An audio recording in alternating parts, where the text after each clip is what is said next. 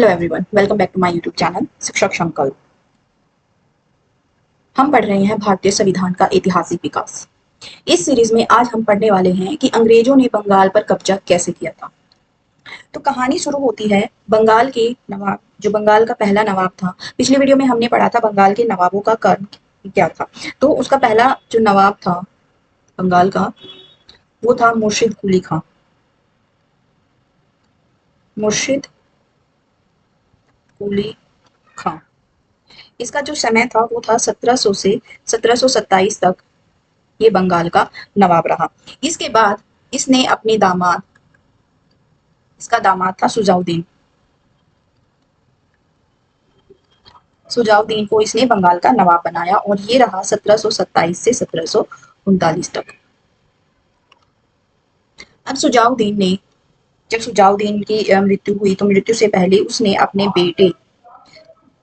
बेटे जिसका नाम था सरफराज खान को बंगाल का नवाब बना दिया। अब जो बंगाल था उस पर अंग्रेजों के कब्जे की कहानी यहीं से शुरू होती है।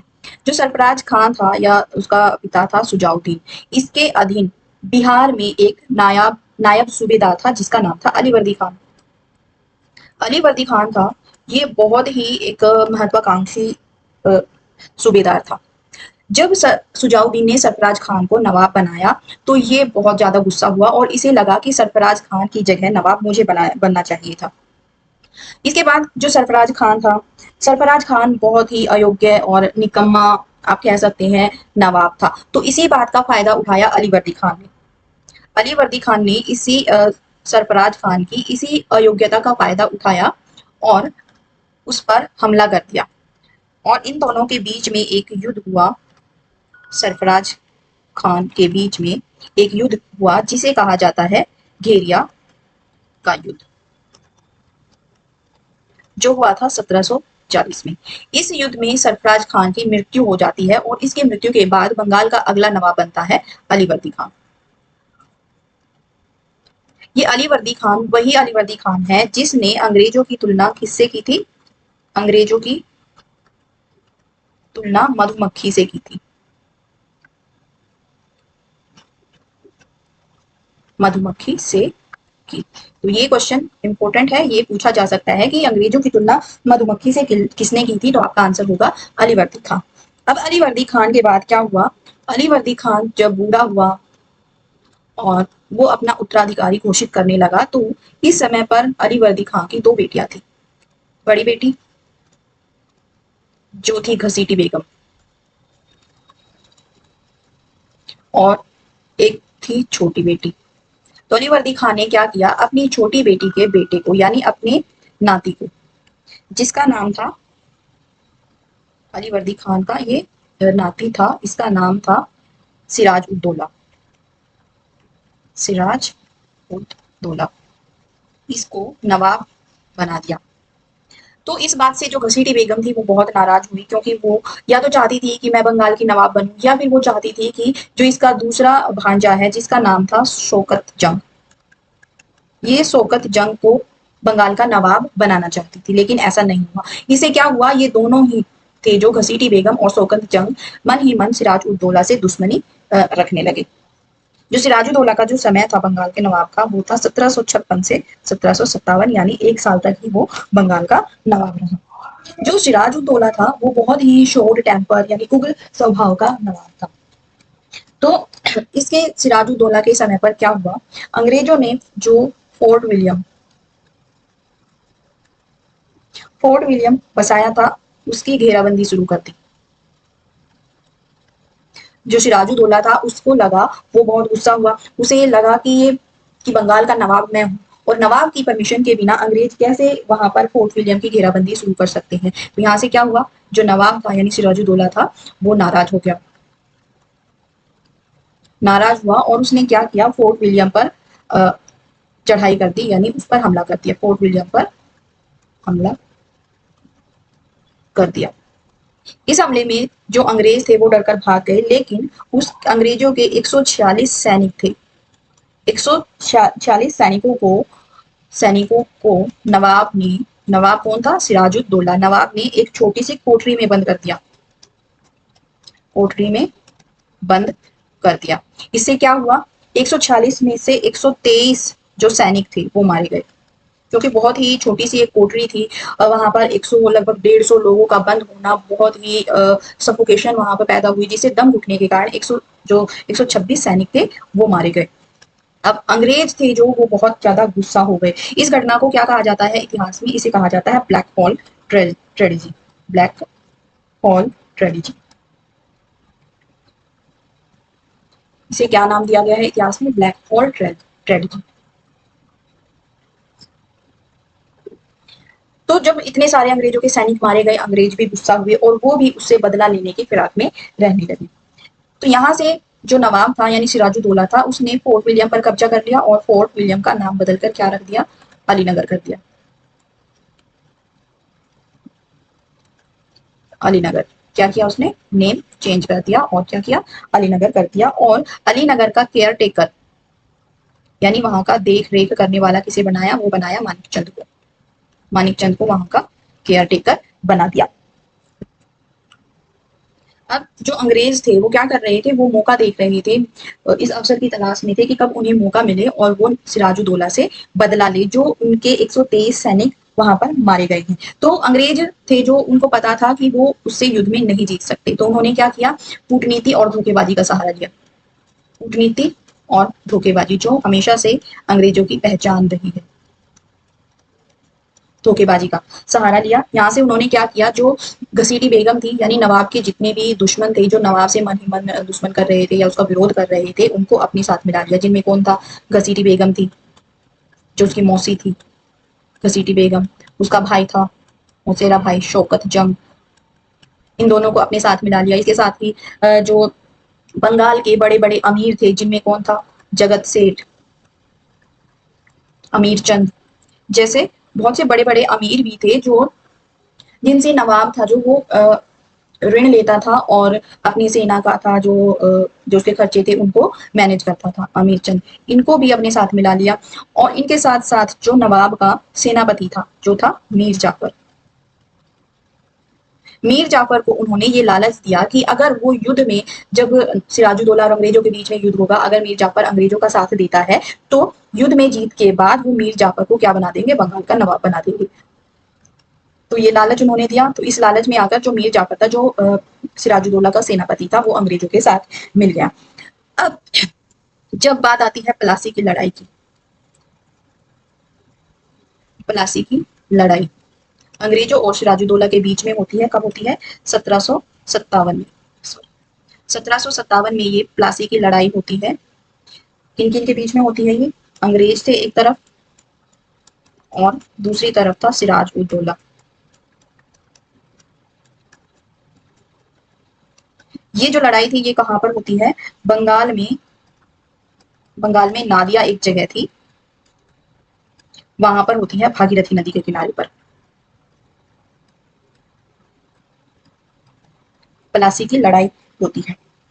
तो जब ये लड़ाई चल रही होती है, क्योंकि जो मीर जाफर था वो अंग्रेजों के साथ मिल चुका था, उसने नवाब को धोखा दिया था, तो क्या होता है, आधी से ज्यादा सेना, आधी से ज्यादा सेना चुपचाप खड़ी रहती है, यानी उसने नवाब का साथ नहीं दिया। तो इस वजह से जो नवाब था सिराजुद्दौला था, वो युद्ध में, प्लासी के युद्ध में हार जाता है। और सिराजुद्दौला के बाद, जैसा कि अंग्रेजों ने मीर जाफर से वादा किया था कि युद्ध में जीत के बाद वो मीर जाफर को नवाब बना देंगे, तो अगला नवाब यहाँ से बनता है मीर जाफर।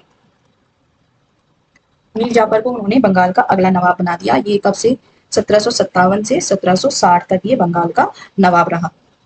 अब जो अंग्रेज थे, अंग्रेजों ने मीर जाफर को नवाब तो बना दिया, लेकिन सिर्फ वो उसे एक सोने की बोरी की तरह इस्तेमाल करते रहे। अंग्रेज क्या करते, जब भी चाहते मीर जाफर से पैसे निकाल लेते, यानी पैसे उससे ले लेते। और जब इतना सब कुछ होने के बाद, जब मीर जाफर ने देखा कि खजाना था जो बंगाल का वो बिल्कुल खाली होने लगा है, तो वो एक टाइम पर अंग्रेजों को पैसे नहीं दे पाया। तो यहाँ पर क्या हुआ, अब मीर जाफर को अंग्रेजों ने फिर से हटा दिया और जो मीर जाफर का दामाद था, मीर कासिम, मीर कासिम ये कौन था, मीर जाफर का दामाद था, इसे बंगाल का नवाब बना दिया। यानी जो अंग्रेजों के साथ नहीं देगा, उनका उनका कहना नहीं मानेगा, उनको पैसे नहीं देगा, वो उसके साथ क्या करेंगे, वो उसके साथ षड्यंत्र करेंगे और किसी और को उसकी जगह पर नवाब बना देंगे ताकि उनके जो स्वार्थ है वो पूरे होते रहे। तो उन्होंने क्या किया, मीर जाफर का जो दामाद था मीर कासिम, उसके साथ साठगांठ कर ली और मीर जाफर के खिलाफ वो षड्यंत्र अब करने लगे। अब जो मीर कासिम था, मीर कासिम कब से कब तक, 1760 से 1763 तक मीर कासिम नवाब रहा बंगाल का। अब जो मीर कासिम था उसके भी अंग्रेजों के साथ मतभेद होने लगे। इस मतभेद के क्या कारण थे कि एक तो बंगाल का जो खजाना था वो खाली होने लगा था, और दूसरा जो अंग्रेज थे वो क्या कर रहे थे, दस्तक का दुरुपयोग कर रहे थे। दस्तक का दुरुपयोग यानी 1717 में जो फर्रुख सियर से उन्हें शाही फरमान मिला था, जिसे दस्तक भी कहा जाता है, उसका दुरुपयोग करने लगे। ये जो दस्तक था ये सिर्फ कंपनी को दिया गया था, यानी कंपनी को ही अनुमति थी कि वो 3000 वार्षिक रुपए देकर फ्री में बंगाल में व्यापार कर सकती है। लेकिन जो कंपनी के कर्मचारी थे उन्होंने भी इसका फायदा उठाना शुरू कर दिया और वे अपना पर्सनल बिजनेस करने लगे और वो दस्तक का से दुरुपयोग माना गया। तो इससे क्या हुआ, अब मीर कासिम और अंग्रेजों के बीच में मतभेद उत्पन्न हो गए। अब यहाँ से क्या हुआ, ये जो मतभेद थे ये कारण बने बक्सर के युद्ध का। बक्सर का युद्ध जो हुआ था 1764 में। बक्सर के युद्ध में कौन कौन था, एक तरफ तो अंग्रेज थे, अंग्रेज, और दूसरी तरफ कौन कौन था, बंगाल का नवाब मीर कासिम। मीर कासिम के साथ जो अवध का नवाब था, अवध का नवाब सुजाउद्दौला, और मुगल सुल्तान शाह आलम द्वितीय।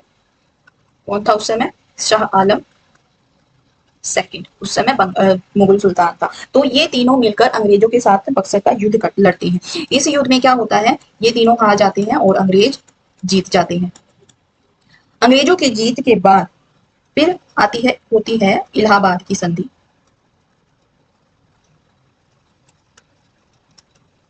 इलाहाबाद की संधि होती है 1765 में। इस इलाहाबाद की संधि से अंग्रेजों को क्या मिलता है, जो बंगाल, बिहार और उड़ीसा, इन तीनों की दीवानी दीवानी क्या होती है, रेवेन्यू राइट्स। रेवेन्यू राइट्स थे जो वो अंग्रेजों को मिल जाते हैं। रेवेन्यू राइट्स का मतलब क्या होता है कि जो बंगाल में जितना भी कर होगा, टैक्स होगा, वो सब कौन इकट्ठा करेगा, वो सब कुछ अंग्रेज इकट्ठा करेंगे। और यहीं से बंगाल में शुरुआत होती है द्वैध शासन की। बंगाल में द्वैध शासन की शुरुआत यहां से होती है, जिसे कहा जाता है डायरकी। डायरकी, और ये कब से कब तक रहता है, 1765 से 72 तक।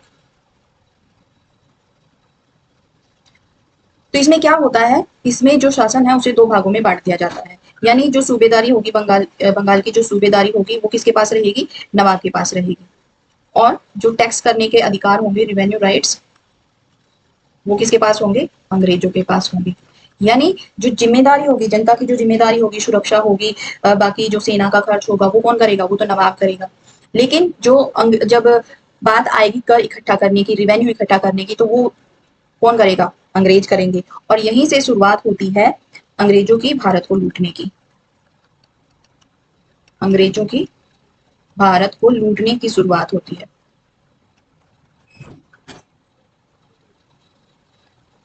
तो यहां से क्या हुआ कि अब जो बंगाल था वो पूरे तरीके से अंग्रेजों के कंट्रोल में आ चुका था। पिछली वीडियो में हमने देखा था कि किस तरीके से उन्होंने मद्रास पर कब्जा किया, और अब बक्सर के युद्ध के बाद जो बंगाल था वो भी उनके कंट्रोल में आ चुका था।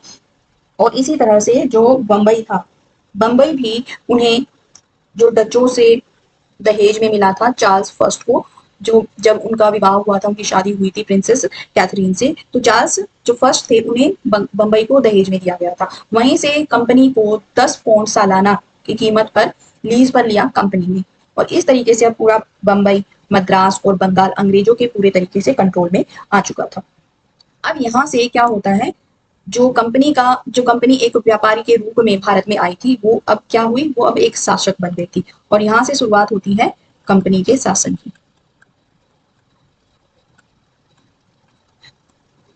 तो जो कंपनी का शासन है उसके बारे में हम पढ़ेंगे। नेक्स्ट वीडियो में। अगर आज की वीडियो से रिलेटेड आपको कोई भी डाउट है तो आप मुझसे कमेंट करके जरूर पूछिएगा, या फिर उसके लिए आप हमारे टेलीग्राम चैनल पर को भी ज्वाइन कर सकती हैं। आज की वीडियो आपको कैसी लगी कमेंट करके जरूर बताइएगा। अच्छी लगी तो लाइक करिए, शेयर करिए और हमारे चैनल को सब्सक्राइब करना मत भूलिएगा। तो मिलते हैं नेक्स्ट वीडियो में। Thank you for watching.